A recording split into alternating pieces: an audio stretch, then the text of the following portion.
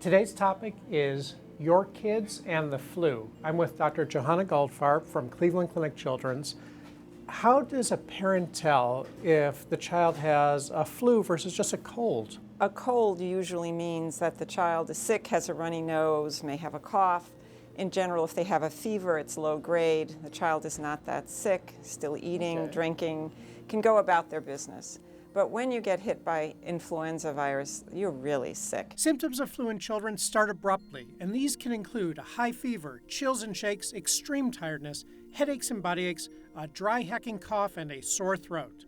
They may have a runny nose, but they're just much sicker than with a cold. Flu does not mean vomiting and diarrhea. Flu, in the scientific sense, refers to one family of viruses that causes really bad respiratory illnesses almost always. Complications of flu in children include sinus infections, ear infections, and even pneumonia. Our best defense?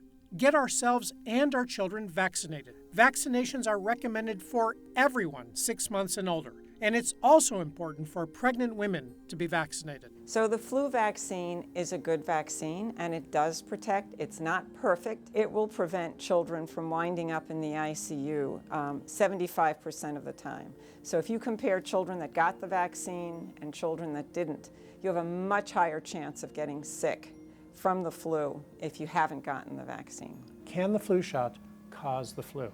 It may give you a sore arm, and it may give you a low-grade fever the next day, but it will never, ever give you the flu. So there is no way that either the inactivated or the live viral vaccine can give you the flu. The live viral vaccine, also known as the FluMist, is not a shot. Is the nasal mist as good as a shot? Because for sure it doesn't hurt as much. So it turns out that the nasal vaccine, which is available to children 2 and above, gives more protection than the inactivated vaccine. No shot and better. In children, yes, it is a better vaccine. Not so for adults, it's as good, but in children it's actually better. So if your child is able to get the nasal, it's a better choice, although both work very well. The FluMist is not approved for children with asthma or for those with immune systems that are not normal. Children in those categories would need the shot. Additionally, you should let your doctor know if you or your child has an egg allergy. If the child has had a history of anaphylaxis to eggs, it should be done under the care